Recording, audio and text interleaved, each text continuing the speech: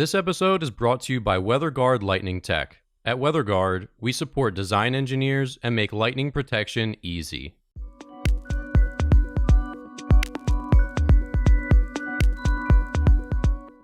You're listening to the Struck Podcast. I'm Dan Blewett. I'm Alan Hall. And here on Struck, we talk about everything aviation, aerospace engineering, and lightning protection.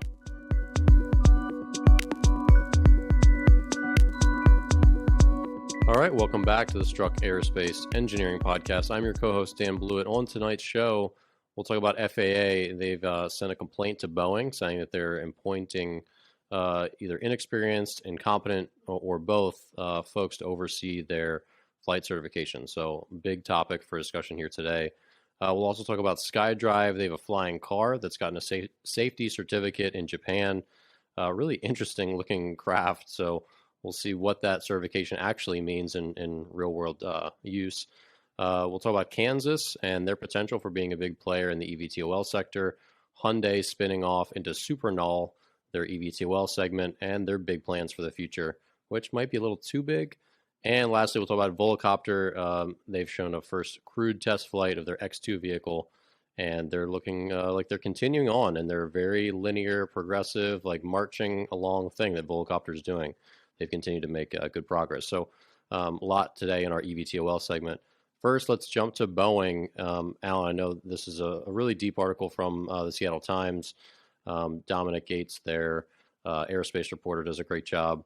This seems like a big story, but I mean, so the FAA has sent a complaint to Boeing saying that, hey, like these safety appointees are just not measuring up. Alan, take me through a little bit of this process first before we dive into some of the accusations from FAA to Boeing. But like, what is this situation here? Why does Boeing appoint their own safety people? That seems almost like an internal conflict, but then again, that's how it sort of has to happen. Can you explain this whole safety appointee thing first, and then we'll dive from there? There are two sort of parallel organizations that go on in terms of certification. One is the generic FAA directly involved with engineering delegates like me that are working on a particular aircraft project, and the FAA has direct oversight. The second is what is an organizational delegation, what they call an ODA. And in that, a company like Boeing sets up an administration internal to Boeing to handle the certification aspects. So it has like a quasi-FAA situation inside of the company, and the FAA audits the organization, not the direct members of the organization. So I, as a DER with the FAA, I interact with the FAA engineers all the time, and they have direct oversight over what I do. They question my abilities every six months, make sure I'm still keeping up, and I have to take mandatory training every year to stay current with all the regulatory things that are changing. That same sort of setup is supposed to be happening inside organizations like Boeing, right? So you have this sort of oversight, FAA oversight, direct oversight, then you have a delegated oversight. Think of it that way. So it's like one layer removed at Boeing from direct FAA interfaces. So if I had a question about a regulation or an approach, I could just pick up the phone and call my FAA advisor and say, hey, I need some help here. In an ODA situation, like at Boeing, engineers like me, which are called unit members typically, a unit member engineer trying to certify an airplane, can only talk to somebody internal to Boeing about the issue, a certification issue. You couldn't reach out directly to the FAA. You're supposed to work internal first and then reach out to the FAA afterwards. So there's a little bit of separation there. And the reason this was done originally was to take some burden off the FAA. As you can imagine, there are hundreds of companies building airplane parts and trying to certify things. It just gets overwhelming for the FAA. The FAA would have to staff up with a lot more engineers and a lot more sort of bureaucracy to manage all these companies that are building things all at the same time. And so instead of the federal government sort of investing in the FAA, what they decided to do is to essentially limit the FAA and to hand off some of the certification aspects to the companies with oversight. Mm-hmm.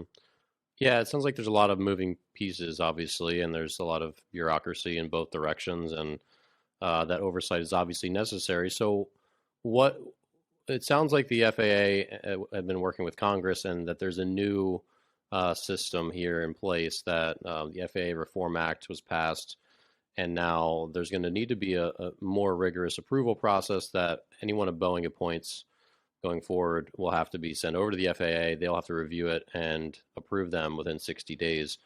How do you feel about that process, Alan? I think this whole thing started back in 2018. So I tried to go back and look at Dominic Gates's article and try to figure out what information he had put together to create the piece. It looked like the legislation was from 2018, not, I thought it'd be in 2020, but I guess it was 2018. But they did have some changes in the way the FAA is supposed to operate. And one of those was that the FAA itself has direct oversight about the sort of internal delegates, a unit member, that they get to oversee that, because they don't right now. They don't. Whatever happens inside Boeing kind of happens inside Boeing, and they're following their own procedures that the FAA approved. But in any organization, I think it gets a little shaky because everybody knows one another. So you got this sort of social construct above the policy, right? I know Bob. People are like, no, give him a chance. He could do. Yeah, he could do exactly that job. Mm-hmm. Even though he might not exactly have the qualifications. Yeah, that seems, you want someone to say, no, they're either 100% or they're not. Like, they're all in or they're all out. Not like, because then you just have that standard slip where it's, oh, he's like 95% of the way to the criteria. So that's good enough. Plus, we trust him. He's been here a long time.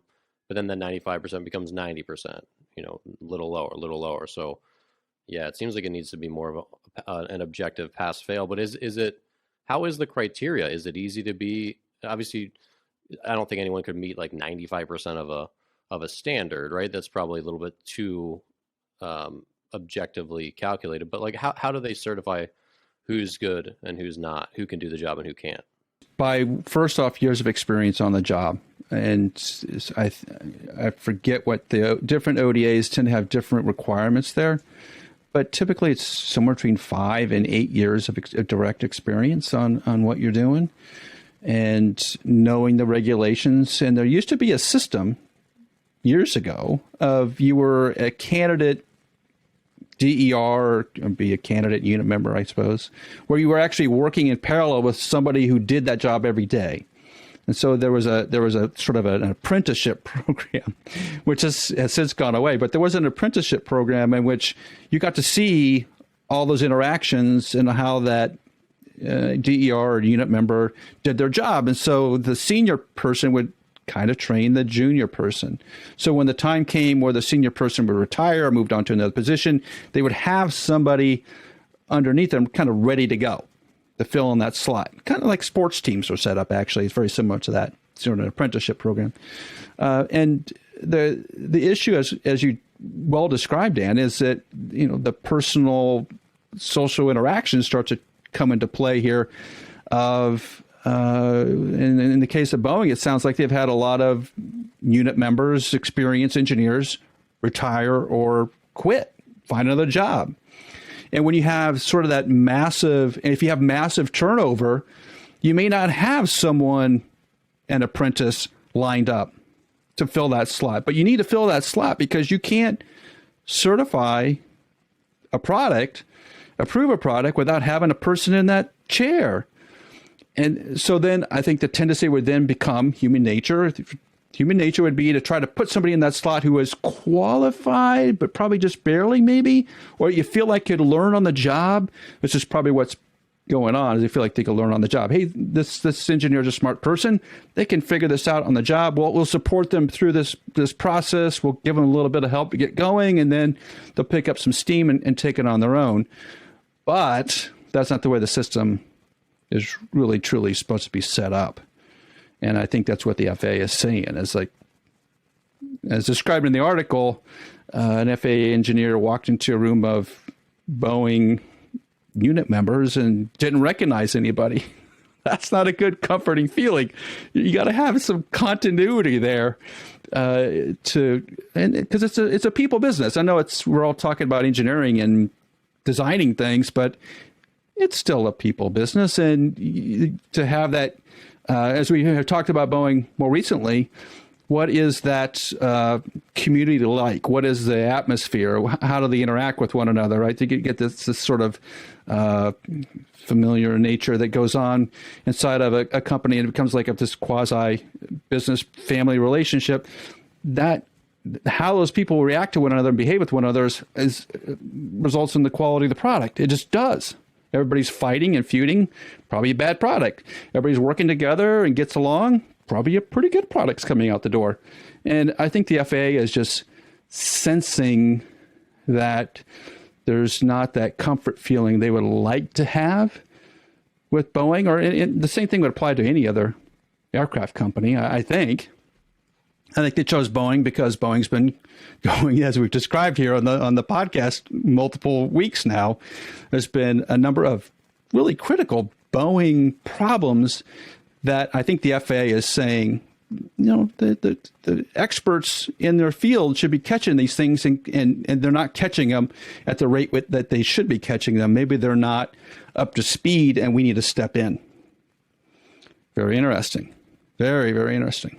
Yeah. Well, and it seems like some of this, the issue is if there's a lot of vacancies all at once. I mean, we talked about how there's a lot of people retiring, right? Hitting that retirement age, and they haven't been able to fill those spots with young people.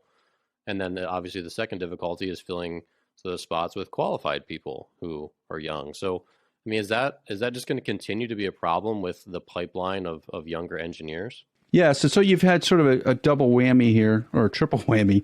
You had 737 MAX having problems, Boeing slowing down.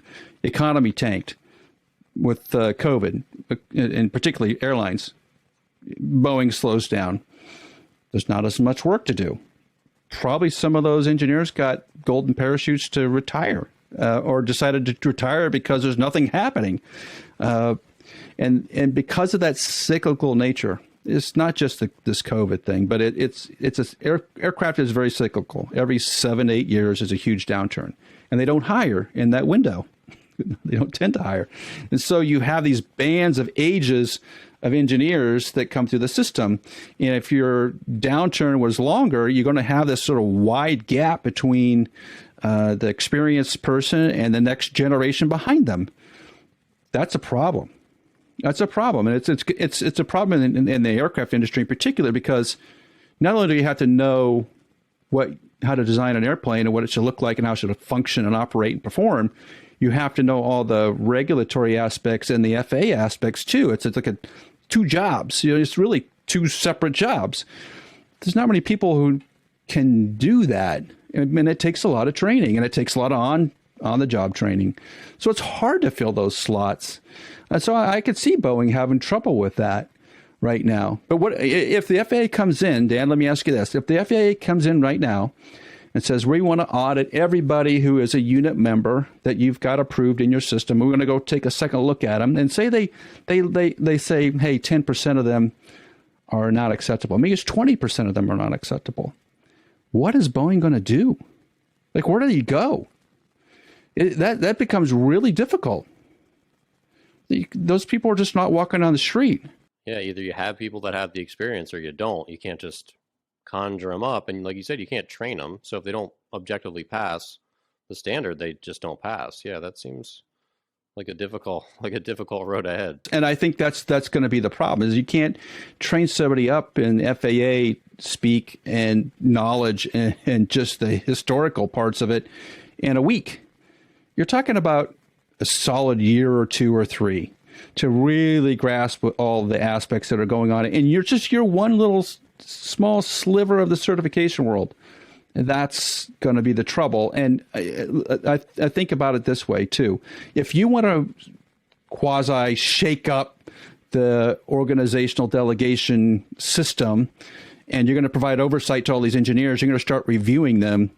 If you want to really grab hold of the whole system fast, what do?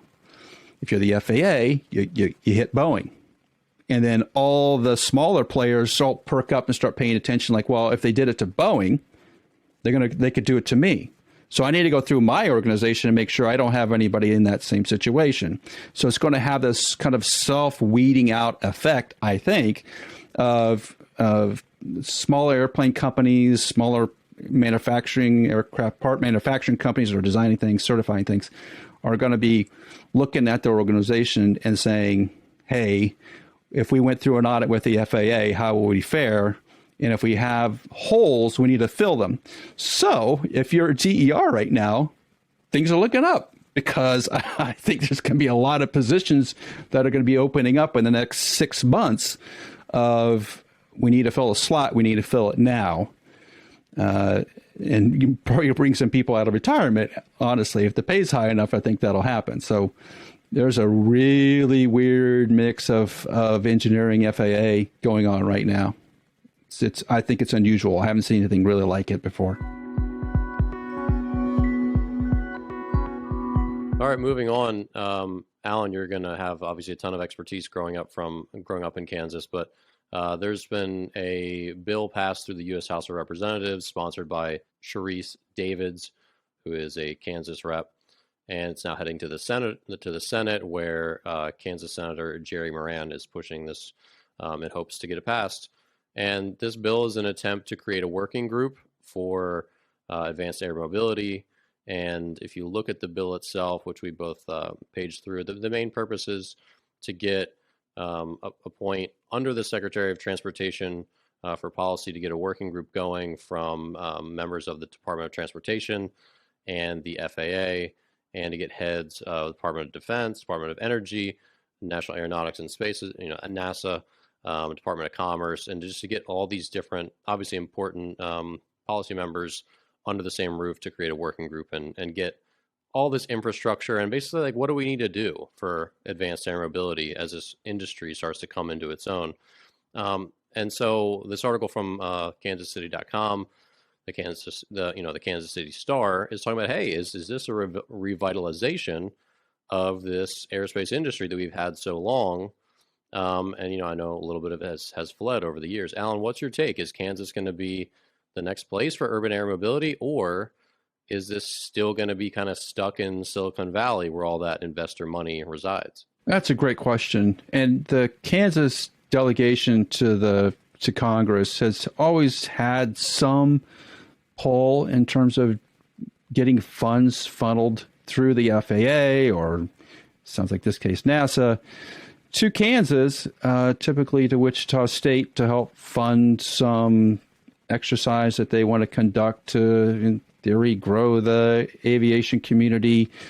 It's all around Wichita, primarily a little bit around Garmin and Olathe, Kansas, but primarily it's Wichita.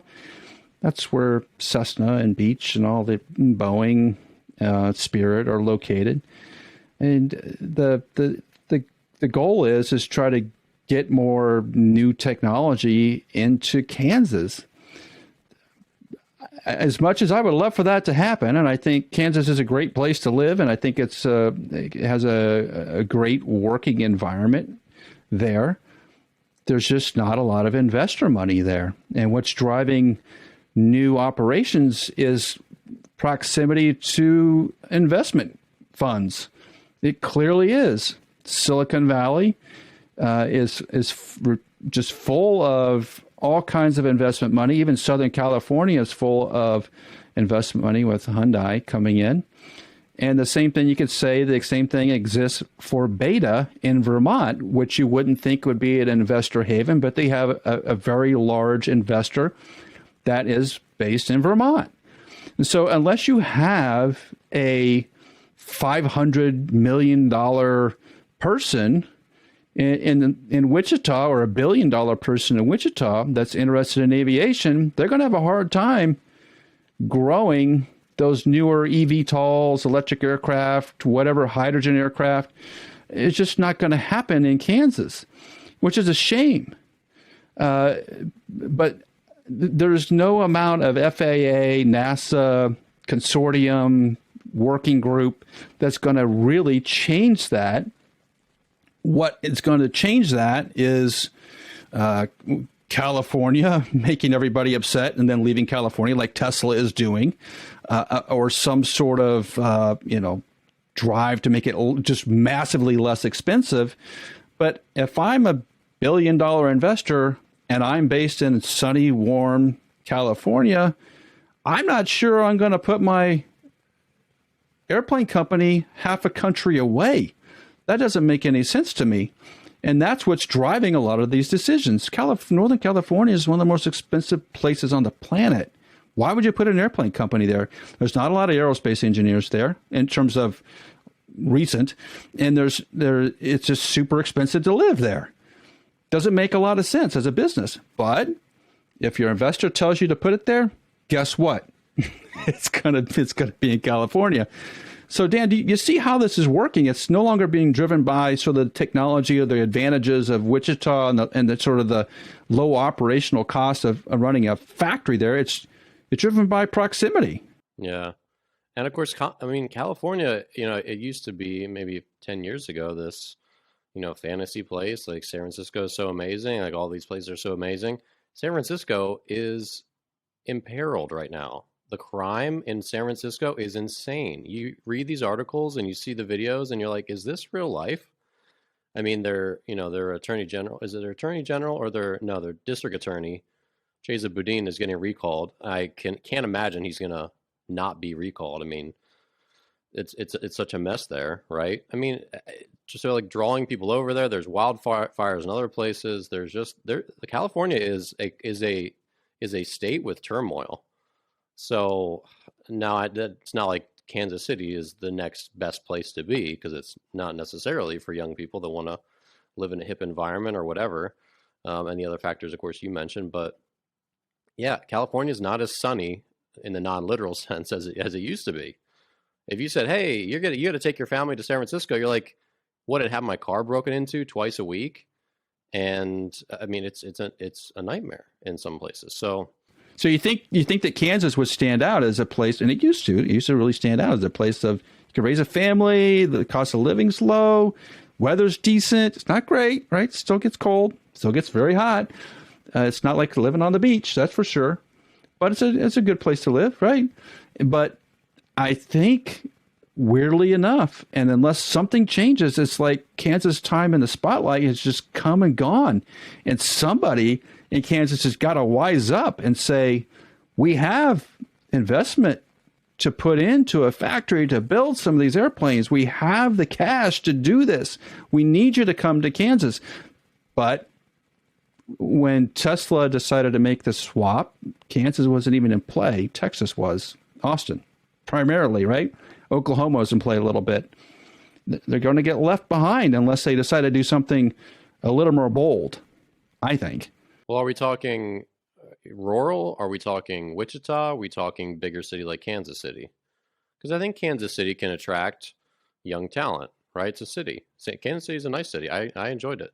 Been there, I think, once for a pretty long weekend. But I don't know. What are we talking here, Alan? Is it rural life to make this happen, or can they find some sort of balance in the suburbs of a bigger city? Yeah, Wichita, it's kind of windy, which makes flight tests a little bit easier. And the number of I always thought that did. And another part is that the number of flyable days is really high. It's probably not as high as California, but it's really high for the Midwest. So really good flyable days. And it's flat. So if you're in a flight test airplane and it goes down, you're not going to run into a bunch of trees typically. So, for flight test purposes, not a bad place to flight test something. Not going to run into a mountain in Kansas. Those things are very beneficial. So the geography is really good, and obviously the cost of living is much lower than it is on the coast for sure. But again, I just think the driving factor is not the engineers. It's not the existing factories that are vacant right now, and that you could pick up, probably a really good rate right now. What is driving this is where the investors live, and they want to be close to home. So unless you can encourage an Elon Musk to move to Kansas or somebody like that, you're going to have a lot of trouble trying to be the next generation of aviation.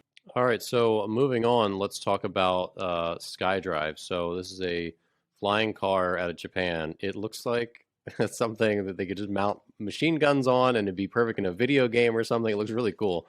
Um, I definitely want one, and it looks like something you could see RoboCop flying, or anyway. But so Skydrive has that they've applied for a type certificate for its flying car, and it was accepted by the Ministry of Land, Infrastructure, Transport, and Tourism in Japan. Alan, I mean, how far does this safety certificate go? Does this mean it's like good to go, or is it only like halfway there? Japan has been developing a FAA type organization for a number of years, and this doesn't sound like that organization has been involved. What it sounds like is it's sort of a one-person experimental type aircraft.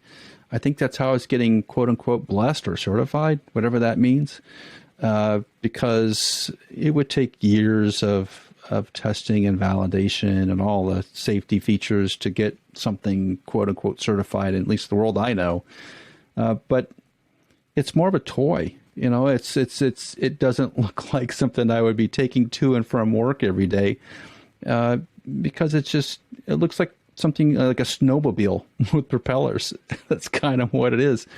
And these little efforts, I think, are interesting, but I don't see it being a driver in terms of changing the industry, changing people to commute via basically a flying drone, a large drone.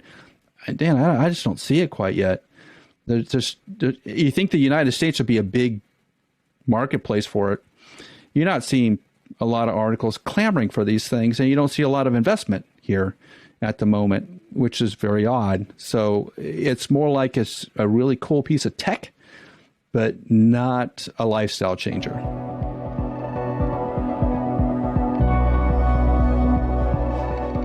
So let's move on to Hyundai, which they are definitely trying to change lifestyles, and they're going big. So interesting article from New Atlas talking just about, and there's been a lot of publications breaking the story about Hyundai breaking out their EVTOL segment to call it Supernal, and that they want to be flying customers by 2028, which is also a long way off.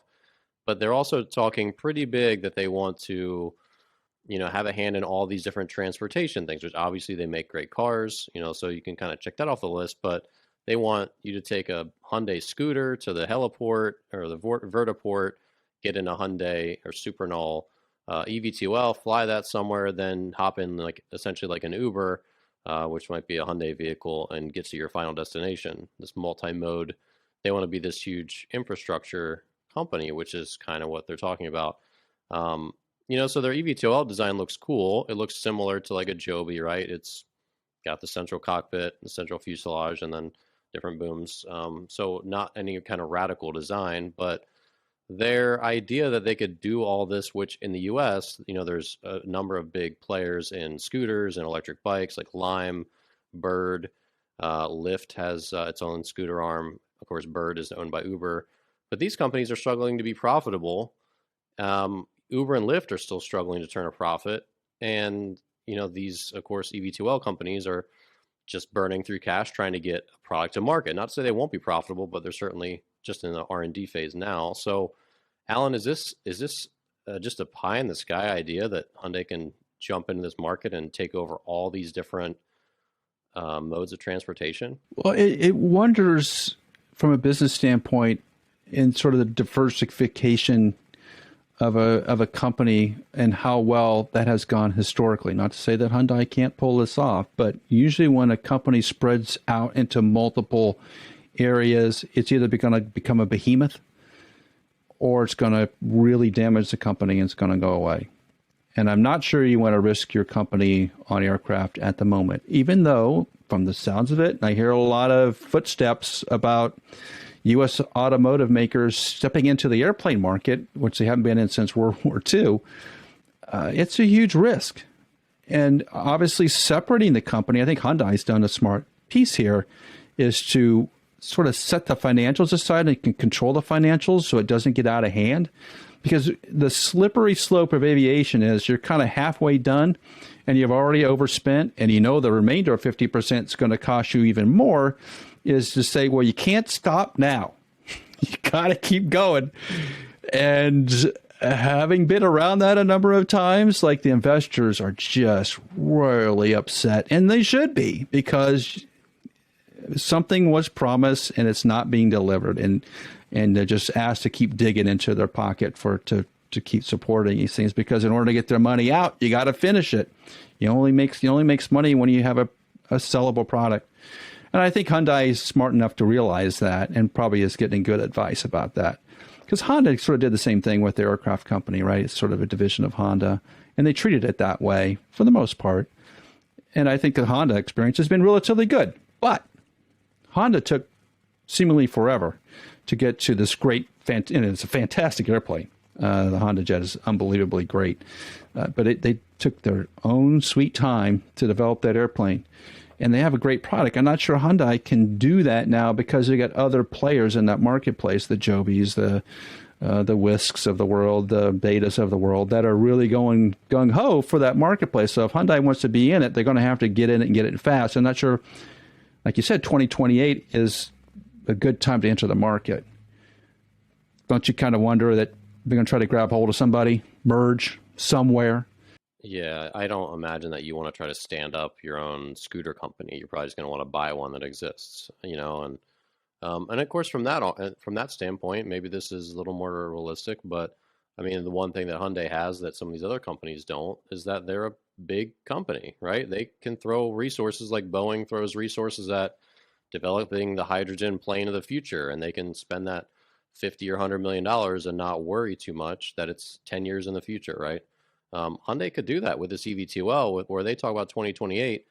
That maybe is not a very big deal to them, whereas that's a pretty big deal to a company like Volocopter or Joby that's going to keep burning through cash to try to get this one offering, literally pun intended, off the ground, right? So I don't know. I mean, maybe a bigger company like this has a pretty good footing. They can acquire one company, get some tech from another, and just maybe they're not as far off if they can make some smart acquisitions. But definitely a big, again, we've talked about the bigger companies kind of waiting and seeing, and this is definitely an example of, like, we didn't hear that much from Hyundai in the last year, and here they are, like, oh, guess what? We want to rule the world as far as transportation.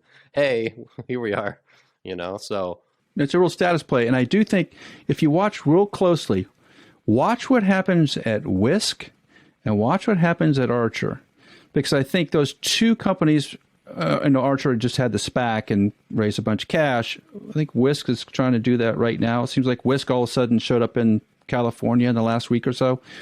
I think if you're looking for a partner, Hyundai wouldn't be a bad partner. So if you have an aircraft that's kind of developed and you're like 50% down the road and you have the staff to do it, Hyundai's not a bad partner for you. And if Hyundai is sort of separated this as a separate entity, it kind of makes a perfect situation where Hyundai Aviation can grab hold of a SPAC or a Whisk and say, or a Heaviside sort of thing, and say, here, we're going to work together. Boom. Now you have the Toyota, Joby, and Hyundai, whoever. Now you have some real heavyweights throwing their money around. It could get interesting then. Well, last on the docket today, Volocopter, back in the news cycle, they took a two-man crewed flight in their X2 EVTOL aircraft. So this is one that potentially would have a pilot and one other person in it. Again, looks like a standard chopper with their signature white sort of lattice work, boom arms up to the top. So, Alan, what sticks out to you about this latest Volocopter flight? I love Volocopter because those guys have guts and they're financially playing the odds. They'll show you their aircraft in flight. They'll fly it. They're not afraid to fly it, but they also are showing it in places where they have a potential to make income. That's smart. It's a business. Aviation is a business. You go where the customers are. Show the aircraft in flight test it where you have potential customers. That's why they're in South Korea. That's why they're in all these other places, Dubai or wherever they were recently, right? So that they can show a flying, working aircraft to a potential customer set. And if they're smart, and Volocopter is smart, they have salespeople on site trying to already book orders for these things. So I think the Volocopter approach is one that others will follow. Volocopter just has a working aircraft now that, a Joby isn't quite there yet where they can't do those customer demonstrations. I do hear that Joby's bringing people out to California to look at the aircraft. I think that's happening more. But Volocopter goes around the world. Show it. And that takes a lot of guts at this stage, and it takes a lot of good sales and marketing people to put those things together to make it as visible as they are. And I think that's a brilliant stroke by them. So more Volocopter. I like it. Yeah, and they've also been consistently in the news cycle. Like they just sort of stepping stone, just sort of like pace it out. And they've been, especially in the last year, where it's like, hey, and they, like you said, they've been flying their aircraft visibly in different places. So it seems like they're doing everything right and making progress, showing it off, staying in the news cycle, which is always good for business. So yeah, we'll look to, I'm sure, continue to hear more from them in the end of the year and the new year. So that's going to do it for today's episode of the Struck Aerospace Engineering Podcast. Thanks again for listening. Be sure to subscribe to the show, share it with a friend. We'll see you here next week on Struck. Strike Tape, WeatherGuard Lightning Tech's proprietary lightning protection for radomes, provides unmatched durability for years to come. If you need help with your radome lightning protection, reach out to us at weatherguardaero.com. That's weatherguardaero.com.